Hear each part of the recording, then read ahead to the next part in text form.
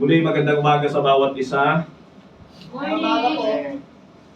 Ipagpapatuloy po natin ang ating tinatalakay tungkol sa pagsunod.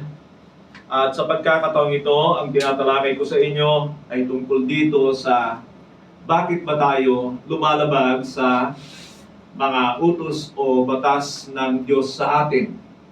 At sa ngayon ay pang-apat na natin, pero tungkol dito sa aking tinatalakay, pangatlo, at ipagpapatuloy ko po yung ating tinatalakay. Saglit po tayo manalangin para sa gabay ng Panginoon.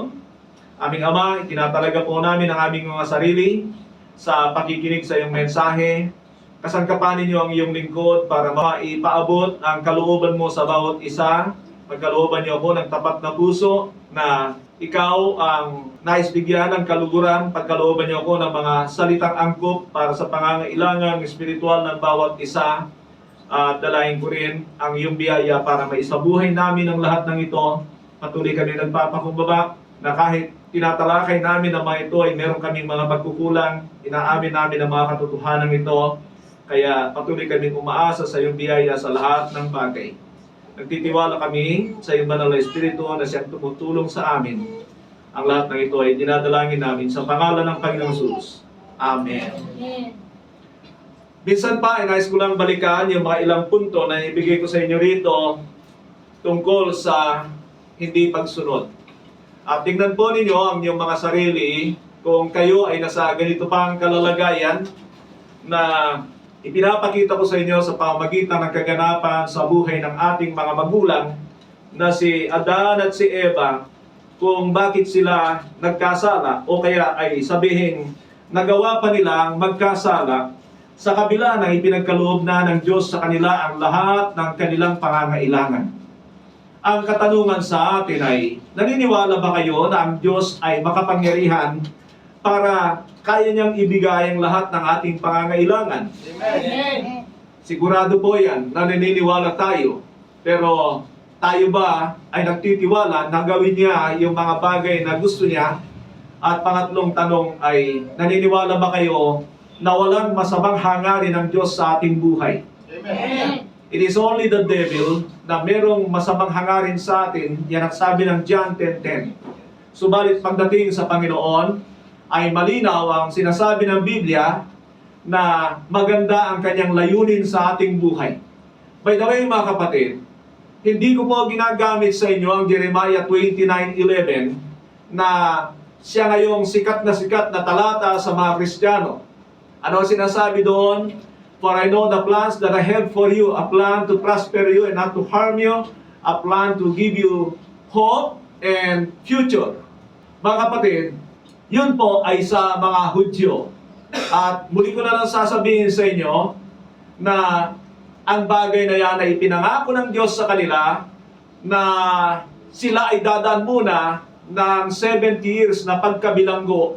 At pagkatapos noon, kapag sila ay tumawag ng masidhian sa Panginoon, seryosohan sa Panginoon, ay saka maganap sa kanila ang magandang layunin ng Diyos.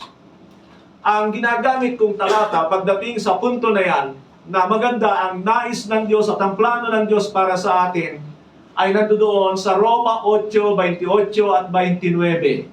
Nais kong basahin ito sa inyo, mga kapatid, para malaman ninyo at makatulong sa atin na hindi magkasala sa Diyos at magtiwala sa Kanya na lahat ng Kanyang ginagawa at pinapahintulutan sa ating buhay ay maganda.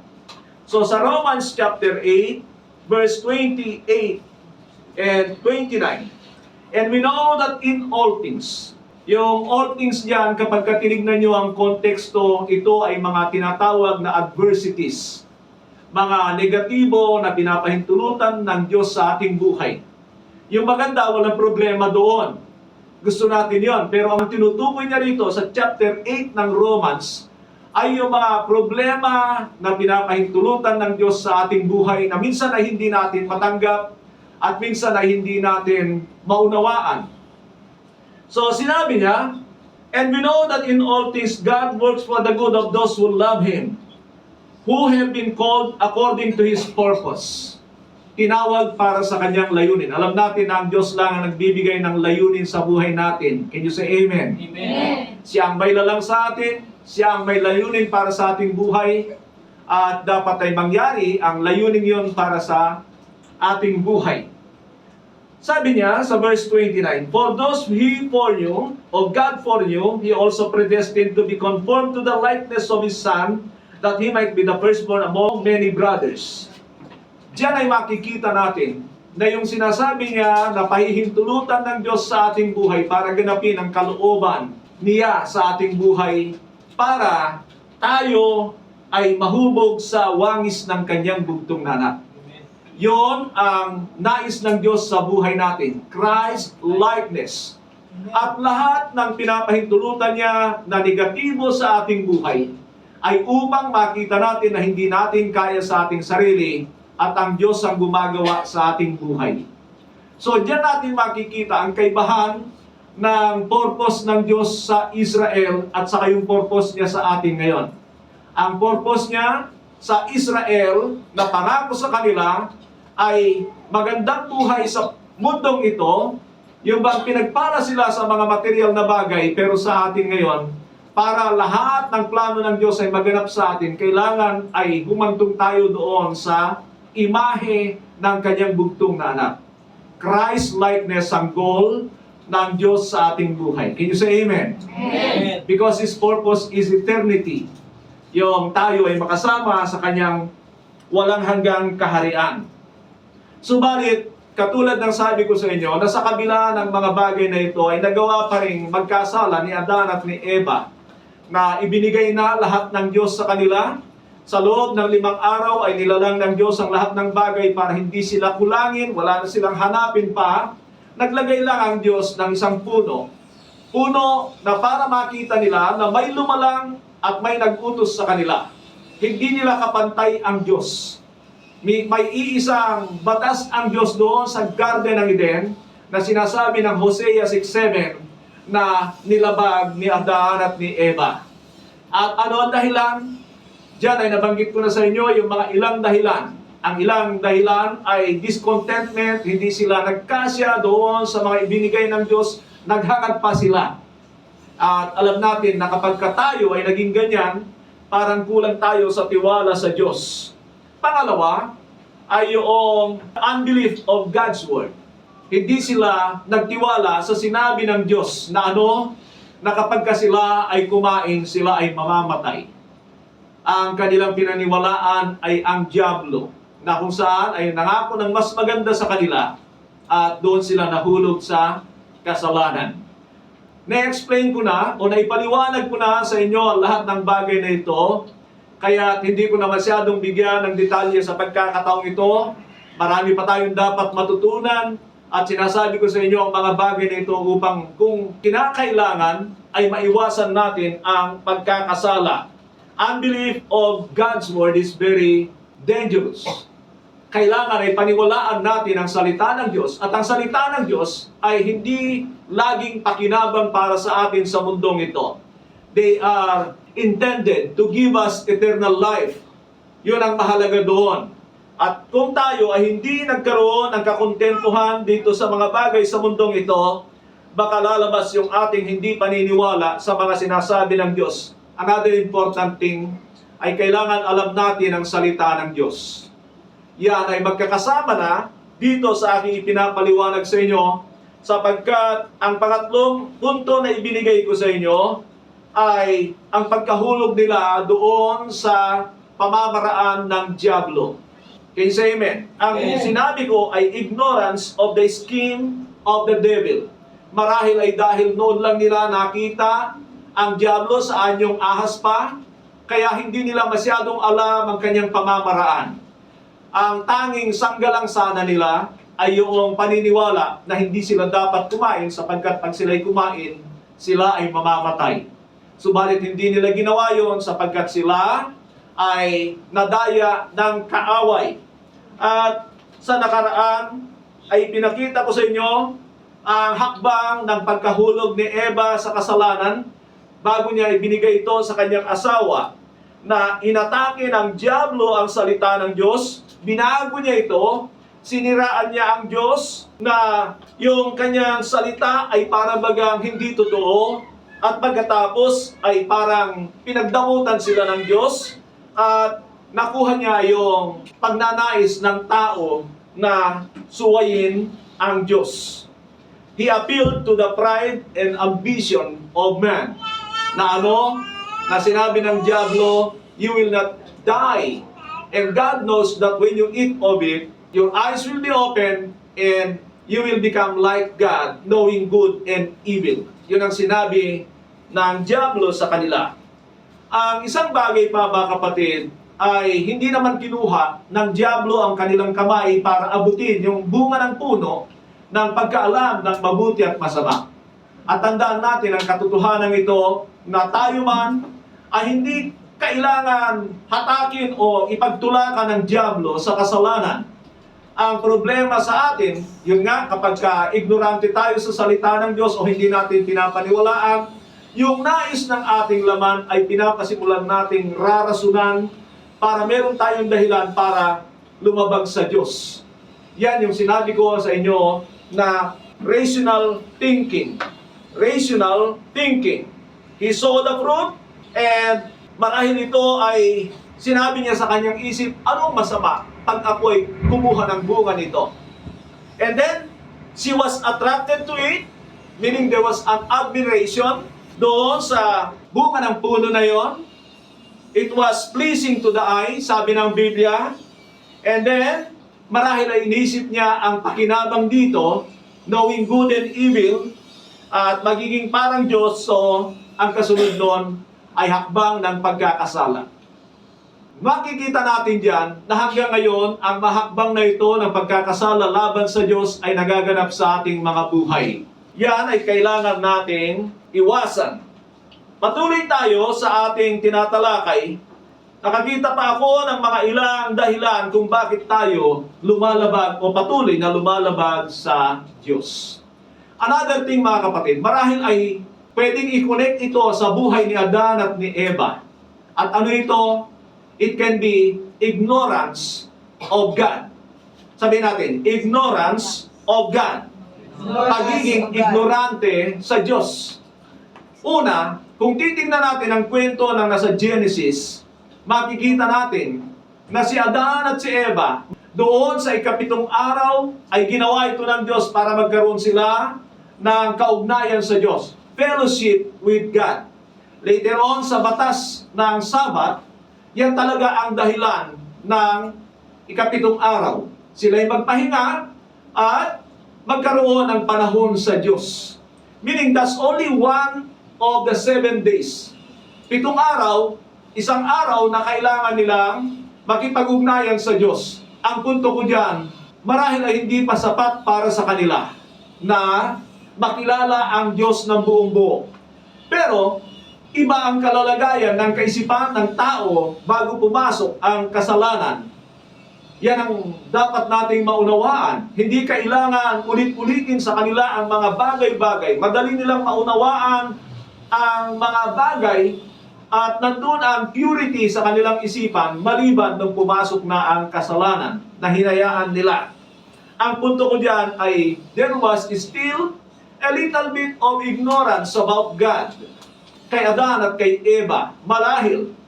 Later on, ay makikita natin na pagkatapos magkasala, kung alam ninyo ang kwento, mga kapatid, there was a time na narinig nila yung yabag ng Diyos doon sa Garden ng Eden. At doon sila ay nagtago na. Ang punto ko diyan ay yung parang marahil ay kulang na kulang sa panahon ng pakikipag-ugnayan sa Diyos. Can be a point na sila ay nagkaroon ng problema para sundin ang Diyos. Ignorance of God causes disobedience. Ignorance of God causes disobedience. Tandaan niyo ang katotohanan ito, mga kapatid. Mula nung pumasok ang kasalanan, nakurap ang perpektong kaisipan ng tao para tayong tinamaan ng bomba ng atomic bomb sa Hiroshima. It was devastated. Sinira lahat talaga yon at parang kailangan nating magpasimulang kilalanin ng Diyos. Ito ang napakahalaga sa mga Israelita nung una, and likewise sa atin din, na tandaan natin ang katotohanan na my people perish because of lack of knowledge, and that can be kulang sa kaalaman sa salita ng Diyos, na nangangahulugan na kulang ka rin sa kaalaman sa Diyos. Mahalaga ang pagkilala sa Diyos. Malala nyo ang John 17:3 na sinabi, "Now this is eternal life, that they may know you as the only true God and Jesus Christ, whom you have sent." Ang sinasabi ko sa inyo mga kapatid, ang kaignorantehan sa Diyos ay magdudulot yan ng hindi pagsunod sa Kanya. At ang hindi pagsunod sa Kanya ay nakakasira ng buhay, nakapagpapawala ng buhay na walang hanggan. Base dyan sa 2 talata na sinabi ko sa inyo, sa Hosea 4:6 at saka doon sa John 17:3. Kaya kung hindi mo kilala ang Diyos, huwag mong sabihin na masunurin ka. Ito ang dahilan na sinasabi ko sa inyo, mula nung pumasok ang kasalanan, nasira ang tamang kaisipan ng tao. And there is a need to educate people. Mahalaga na maunawaan ng Diyos ang tao. Ang Diyos na ito, gusto niyang magpakahayag sa tao. May limitasyon sapagkat ang Diyos ay banal at tayo ay marumi. At alam natin na ang Diyos hindi naapektuhan, kundi tayo yung naapektuhan. Maaari tayong mamatay sa ating kalalagayan na hindi tayo banal. Malala nyo, ang mga Israelita nung sila'y lumapit sa bundok sa Diyos, na sinabi si Moises, "Moises, huwag na ang Diyos ang magsalita sa amin, mamamatay kami." I mean mga kapatid, ang Diyos na ito ay nagpapakilala sa pamamagitan ng kanyang mga salita. Say amen. Amen. Kaya, ang Diyos, niloob niya na ang pangatlong gift sa atin ay ang salita niya. Pero hindi niya tayo pinabayaan dahil alam ng Diyos na hindi natin ito kayang unawain sa ating sarili. Ipinagkaloob niya ang kanyang banal na Espiritu sa atin na siyang magtuturo sa atin. Kaya, kailangan ay alam ninyo na kapag hindi tunay ang pagka-born again, at nais kong sabihin sa inyo na kahit pastor, marami ngayon, ay hindi talaga tama ang kanilang kapanganakang muli sapagkat ito ay sa pamamaraan ng tao. Amen. Tinanggap si Jesus, yun ang kanilang ginagawa. At makikita nyo, mukhang may kakulangan. Hindi umaabante sa kaalaman sapagkat yung kanilang paraan ng born again ay minadali. Tinanggap lang si Jesus, born again na. Ang born again sa panahon ng New Covenant o ng mga apostol ay yung naganap doon sa panahon ng pagbaba ng Banal na Espiritu. Sila ay tumanggap ng Banal na Espiritu. Later on, kung titingnan nyo yung mga susunod, pagkatapos mangaral ni Pedro ng mabuting balita, nagtanong ang mga tao, ano ang aming gagawin? At sinabi ni Pedro, "Repent and be baptized, every one of you, in the name of Jesus Christ, for the forgiveness of your sins, and that you may receive the gift of the Holy Spirit." Yun ay makikita nyo na ang tunay na born again ay merong hakbang. Sa iba, walang hakbang. Pero sa Biblia, meron. Sa mga apostol, meron. Kaya yung nagtuturo na walang hakbang ang kapanganakan muli, mga kapatid, iingat kayo doon. Sapagkat pagdating sa Ezekiel, chapter 16, verse 4, makikita nyo na ikinukumpara ng Diyos ang kapanganakan ng isang tao sa espiritual doon sa kapanganakan ng sanggol. At kung titingnan nyo ang John chapter 3, 5, John 3, 5 and 6, "Unless a man is born again, he cannot enter into the kingdom of God. Unless a man is born of water and spirit, he cannot enter into the kingdom of God. Flesh give birth to flesh, but the Spirit give birth to spirit." Ang ipinapanganak sa laman ay laman. Ang ipinapanganak sa espiritu ay espiritu. Do not be surprised at my saying, "You must be born again," sabi ng Panginoon kay Nicodemo. Ano ang pinupunto ko diyan? Mahalaga na ang tao ay totoong nagtataglay ng banal na espiritu para maunawaan niya ang Bibliang ito. Pero kinalikot na naman ni Satanas yung experience ng born again. Para sa ganon, ay madaya niya ang tao. Akala ng tao, kaya niya ito sa kanyang sarili. Hindi po. Hindi mo ito maunawaan sa ganang sa iyong sarili. It's not by might nor by power, but by my spirit, saith the Lord. Amen. Amen. Ang Diyos ang nagtuturo, bagamat yung sinabing yon ng Panginoon, not by might nor by power, but by the Holy Spirit, ay tungkol sa pagtatayo ng gusali sa mga Israelita during that time, maging sa anumang bagay ay wala tayong kakayanan maliban sa kagagawa ng Espiritu ng Diyos. Ulitin ko na naman sabihin sa inyo, hindi tatanggapin ng Diyos ang anumang bagay na gawa natin sa ating sarili dahil tayo'y marumi. And so, kung malala nyo na si Satanas, he was considered or called anointed guardian cherub dahil kailangan niya ng anointing ng Diyos. And Jesus Christ was also anointed one kasi siya ay naging tao talaga. Kailangan niya ang tulong ng banal na Espiritu. And reminding you mga kapatid na walang himalang ginawa ang Panginoon until at the age of 30 pagkatapos niyang magpabautismo. Going back to our point, number 1 natin ngayon ay ignorance of God will cause you not to obey God. Na sinasabi ko sa inyo, kung gayon, kailangan mong makilala ang Diyos. At alam ba ninyo, ang katotohanan sa kawalan natin ng pagsunod ay sinasabi ng 1 John chapter 3. Beginning verse 8. 1 John 3:8. He who does what is sinful is of the devil. Ang nagpapatuloy sa paglabag o nagpapatuloy sa kasalanan ay sa... Thank you sa dalawa. Alanganin pa. Ang nagpapatuloy sa kasalanan ay sa... O hindi ako nagsasabi niyan. Kaya kung ang buhay mo, wala kang pakialam sa sinasabi ng Diyos, yun yan eh. Hindi ka sa Diyos. Kasi sira nga ang kaisipan ng tao dahil sa kasalanan. Ngayon, kung gagawin mo lang ang gusto mong gawin, akala mo tama, pero maraming dahilan para makontaminate yan. Kaya nga, ang iglesia na totoo ng Diyos ay lugar para mangatuto ang tao sa Diyos. Amen.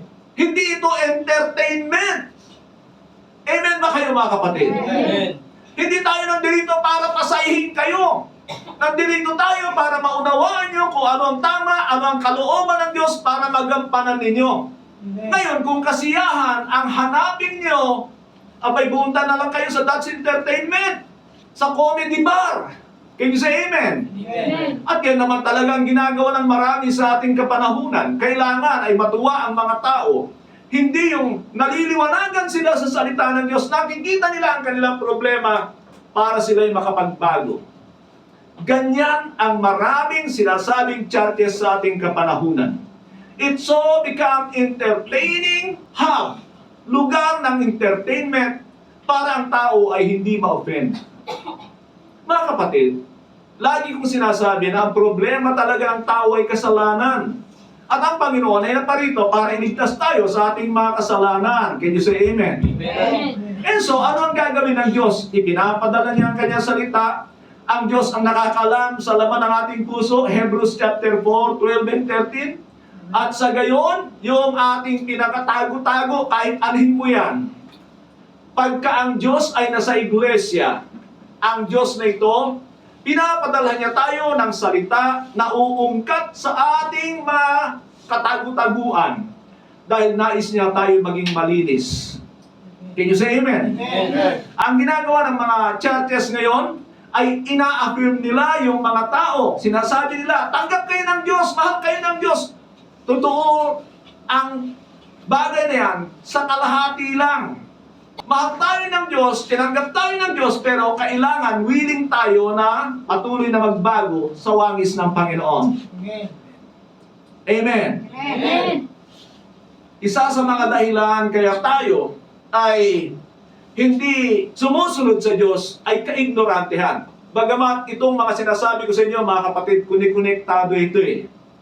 When you do not know God, your tendency is not to obey Him. Because you are ignorant of Him. Maraming haka-haka tungkol sa Diyos. Mostly, Ang haka-haka tungkol sa Diyos ay mga bagay na magiging katanggap-tanggap ka sa Kanya kahit ano ang buhay mo. At ang katotohanan tungkol sa bagay na yan, marami ay nagtuturo na tatanggapin ka ng Diyos kahit ganyan ka, kahit hindi ka magbabago. Hindi. Kaya nga sabi ng Biblia, therefore, if any man is in Christ, he is a new creation. Ibig sabihin, may pagbabago. Can you say amen? Amen. Nababago ka at patuloy na magbabago. Amen. Nabago ka dahil nasa sayo ang banal na Espiritu ng Diyos, pero anong gagawin ng banal na Espiritu ng Diyos na sayo nung na-born again ka? Pauupuin ka sa church, entertain ka niya, ang banal na Espiritu yan ay tuturuan ka. Amen. John 14:26. Amen. 1 John 2:27. Pero kung hindi ka mag-aaral, hindi ka na mapipilitin ng banal na Espiritu. Kung ayaw mo ng tama, hindi ka rin pipilitin ng banal na Espiritu. Yun nga lang, hahayaan ka niya sa kamalian. Can you say amen? Amen. Naniniwala ako, mga kapatid, na kapag ka ang isang tao ay naghanap talaga ng katotohanan, katatagpuin niya ng Diyos, Amen. hindi mo malilimitahan ng Diyos sa kanyang pamamaraan. Amen. Pag ikaw ay nauhaw sa Diyos, kakatagpuin ka ng Diyos. Pero kalimitan, pakinggan niyo ang katotohanan ito, maraming tao ay hindi maghahanap sa Diyos kapag ka walang problema. Kaya naman, kailangan ng tao ang problema. Yan ang sinasabi ng Romans 8:20, na ipinasakop ng Diyos ang mundong ito sa pagkabigo para sana'y hanapin natin ang Diyos. At yung sinabi ng Matthew 11:28, lumapit kayo sa akin, kayong lahat na mga paldo. Hindi. Kayong lahat na napapagal at nabibigat ang lubha, mga lawit ang dila. Alam ko na hindi mo seryosohin ng Diyos kapag ka ang buhay mo ay maginhawa. Amen. Can you say amen? Amen. Marahil nakita nyo na ang katotohanan ito sa maraming aspeto. Tingnan nyo ang mga tao. Humahantong ang tao sa pagkabigo sa kanyang buhay. Saka lamang siya maghahanap sa Diyos ng totoo. Kaya ingat tayo sa kaalwanan, mga kapatid, pero yun ang hinahanap natin. Amen ba kayo? Amen. Mag-ingat kayo sa kaalwanan dahil delikado yan. Tingnan niyo yung mga mayayamang bansa. Halos hindi sila maghanap sa Diyos ng totoo. Sabi ko nga, pinahintulutan ako ng Diyos na makarating din sa isang bansa na mayaman, malaki ang sahod ng mga tao pag nagtatrabaho. Pero sinabi ko sa aking sarili, Lord, hindi ako para dito. Sa totoo lang. Maraming nakakarating doon, ayaw nang umalis. Kasi nga naman, abay, yung kikitain mo ng isang araw ay marahil kalahating buwan na rito sa Pilipinas o kaya isang buwan na rito sa Pilipinas. Totoo po yun. Kung ikaw nasa tamang sahod, baka sobra na sa iyong isang buwan dito sa Pilipinas. O sobra-sobra na. May mga bansa sa Europa na ganyan. Mahigit 100,000 ang kita sa isang buwan. Magkano ang kita ng Pilipino? 12,000? 18,000? Magpastor na kayo. O bakit ko sinabi yun? Para si Lord, sa ngayon, hindi pwedeng ka marahil dito. Itipirin ka, pero iniipon niya para sa iyo sa langit. Amen. Amen. Okay, amen kayo. Hina pa eh. Papahalata. Now, dito makikita natin. Ituloy ko lang ito, sinabi niya sa verse 9. Sabi niya sa verse 9, no one who is born of God will continue to sin because God's seed remain in them. He cannot go on sinning because he has been born of God. I think meron akong na-miss dito. Sa 1 John ito, mga kapatid. 1 John 3:4. Everyone who sins, break the law. Tandaan niyo ito. Everyone who sins, breaks the law. Tumingin kayo sa akin.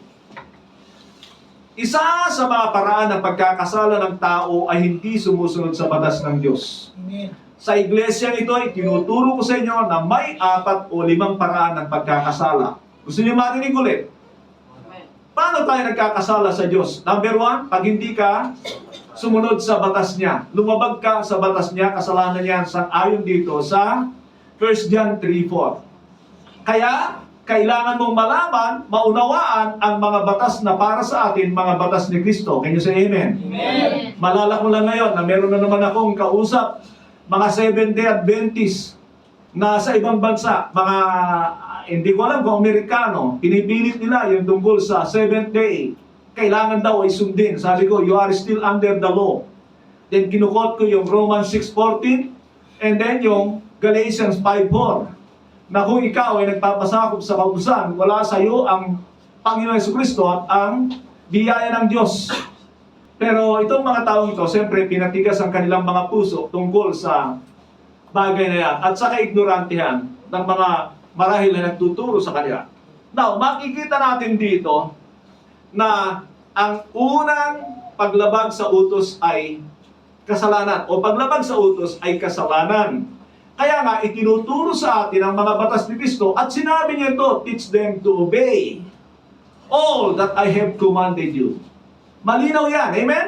Amen. And then, paano pa tayo nagkakasala? Sa Biblia, ano ang bagay na hindi mo ginagawa sa pananampalataya ay kasalanan? Amen.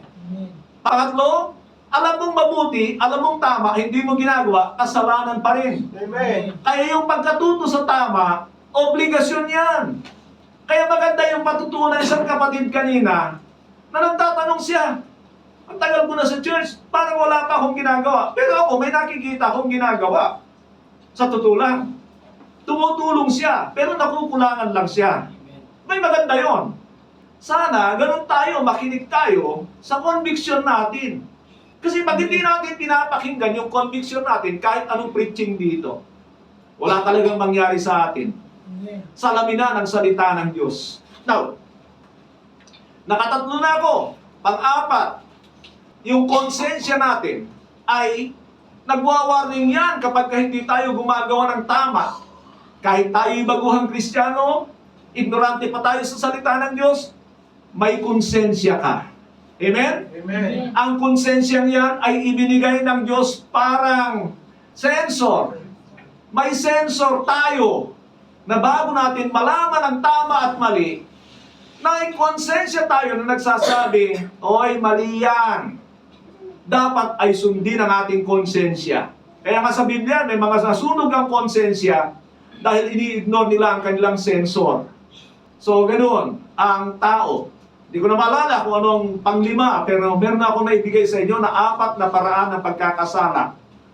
Now, tingnan nyo ito sabi niya sa verse 5, but we know that He appeared, so that He might take away our sins, and in Him is no sin. No one lives in Him keeps on sinning. No one who continues to sin has neither seen Him, nor no sin. Walang nagpapatuloy sa kasalanan na nakakakilala sa Diyos. Kaya kung pag-iisipan natin ito, mga kapatid, isa talaga sa dahilan kaya tayo nagkakasala ay ang kaignorantehan sa Diyos. At kahit sabihin mo, magaling ka sa salita ng Diyos, pag hindi mo sinasakatuparan, sasabihin niya sa iyo, hindi mo ako kilala. Parang sasabihin ng Diyos sa atin, hindi mo ako kilala.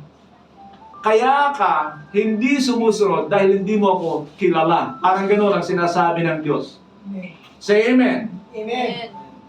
Now, mga kapatid, ang dami pang talata rito. Para hindi tayo makakaalis dito sa katotohanan ito. Pero, nais kong basahin itong nandito sa 1 John 2:3. Dahil malapit lang dito.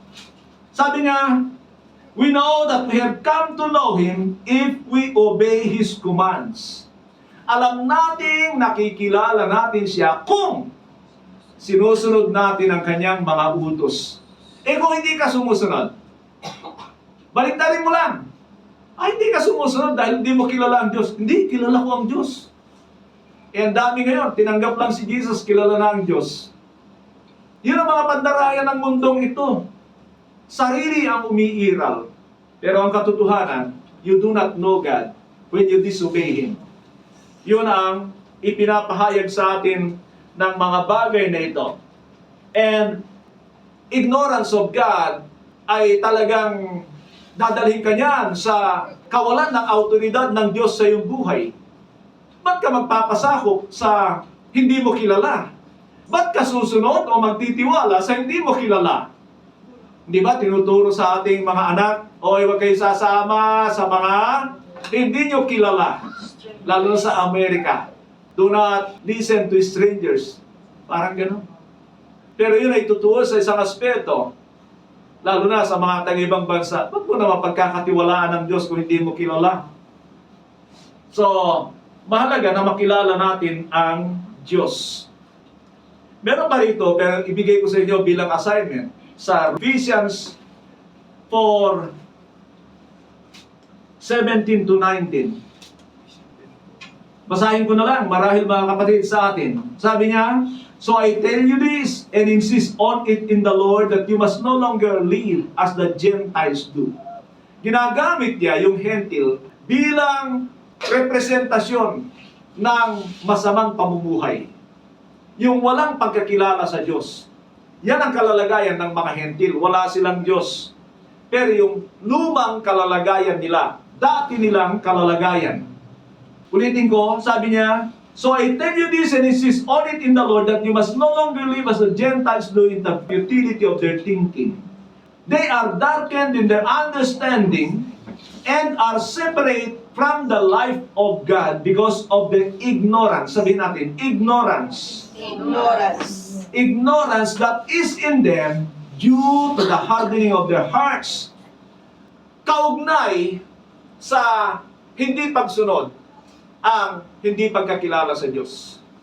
Sabi mo sa katabi mo, mag-aral ka kasi. Mag-aaral ka kasi. Mga kapatid, minsan kahit basa kayo ng basa ng Biblia, pag hindi nyo talaga sineryoso ang Diyos, it all begins with the motive. Yung totohanan ba?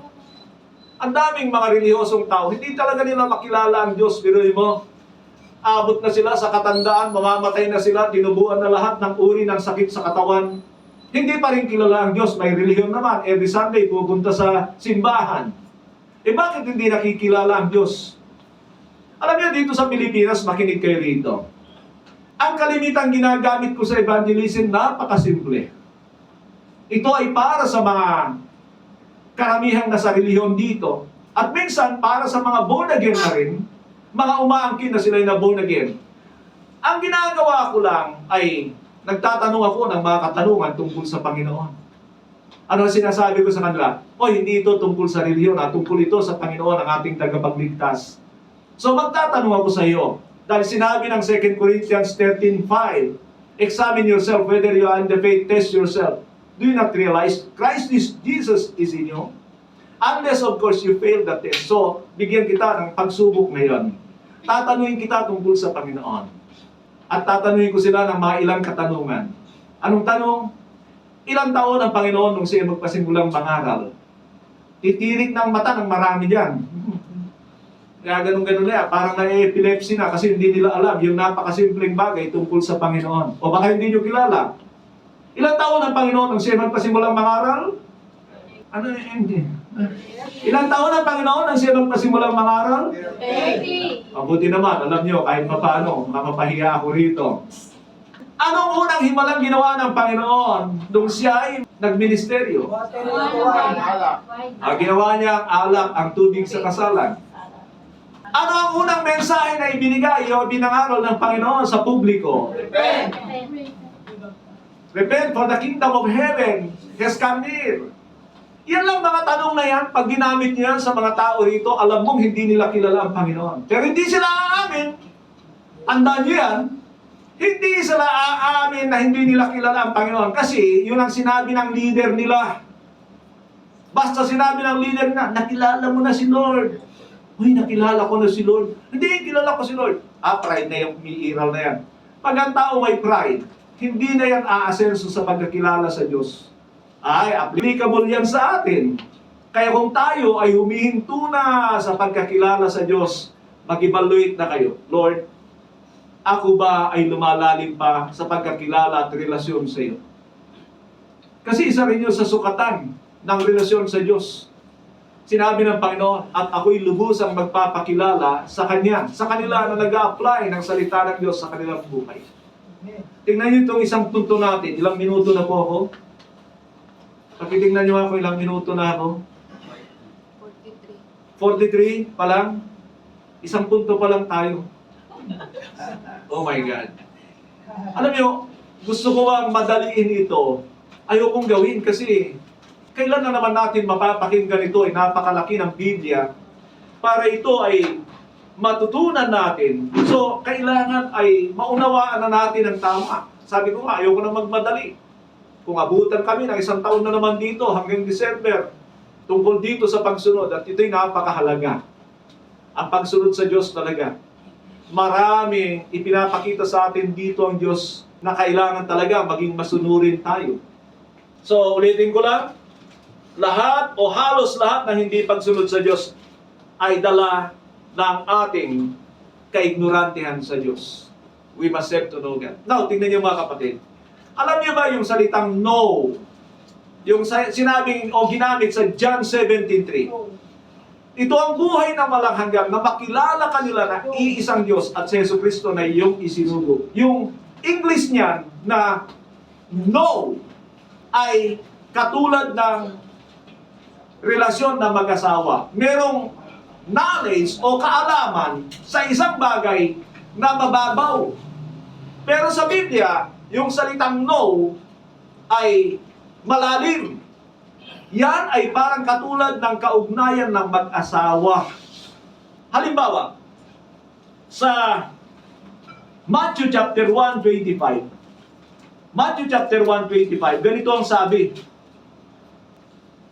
But he had no union with her until he gave birth to a son, and she gave him the name Jesus. Sa King James, mga kapatid, ang sinasabi diyan, and Joseph knew not his wife until she gave birth to a son, he named Jesus. Sa Tagalog, at hindi nakilala ni Jose si Maria hanggat hindi siya nanganganak ng isang sanggol na lalaki na pinangalanan nga niyang Jesus. Na nangangahulugan ang no sa Biblia, ang pagkakilala sa Biblia, ay parang relasyon ng mag-asawa. Meaning, meron silang namamagitan sa kanila. They are one in the flesh. Alam niyo ang ibig ko sabihin diyan? Baka kasi bigyan ng karumihan ng ibang tao. There is a sexual relationship. Madikit. Talagang ang hirap paghiwalayin. Yan ang ibig sabihin ng no sa Biblia. Yan din ang sinasabi ng Genesis chapter 4 tungkol kay Adan at kay Eva. Ang no ay hindi simple lang na pagkakilala. Dito sa 4:25. Sabi nito, Adam lay with his wife again, and she gave birth to a son and named him Seth, saying, God has granted me another child in the place of Abel, and since Abel killed him, Seth also had a son and named him Enos. Now, meron dito na sa King James ay nabanggit ulit yung sinabi niya, and Adam knew, meaning sinipingan ni Adan ulit si Eva, ginagamit yung salitang knew. Kilala, nakilala. Yun ang ibig sabihin ng pagkakilala sa Biblia. Hindi naman lahat, pero ang ibig sabihin ay malapitan. Amen? Amen. Ang tanong ay, malapit ba tayo sa Diyos o malayuan na lang? Kontento ba tayo sa malayuan? O kailangan maging malapit tayo sa Diyos? Punta tayo dito sa ating susunod. At ito ang tinatawag na self-centeredness.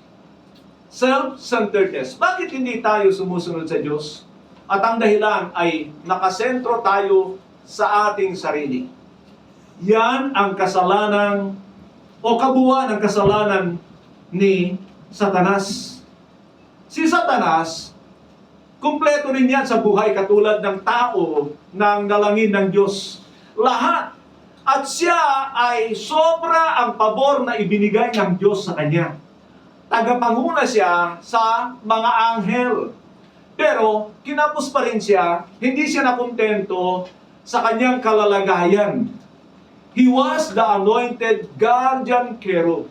At anong nangyari sa kanya?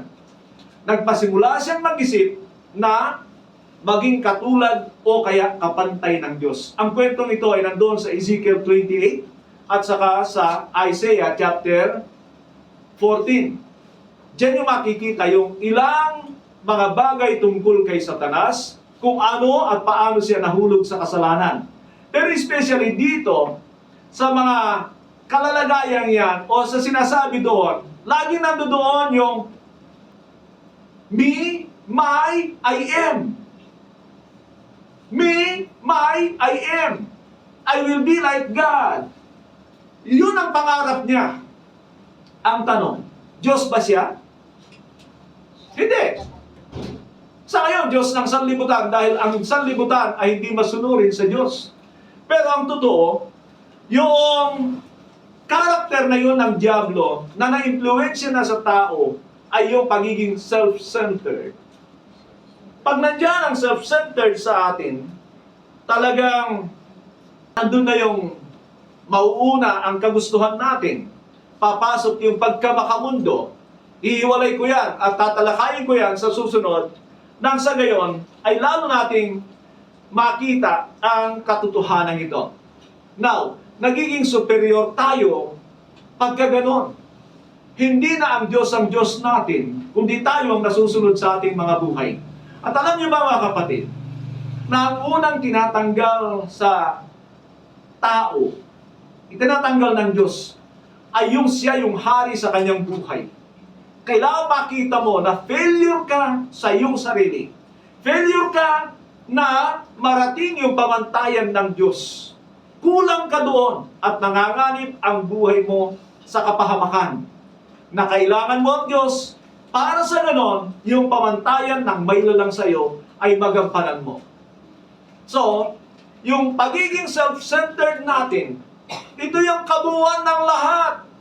Nandyan lahat yung dala ng pagkakasala natin sa Diyos. Inuuna natin ang ating sarili. Akala mo kung sino tayo. And it's also pride. Kaya mo ba talaga mabuhay sa sarili mo?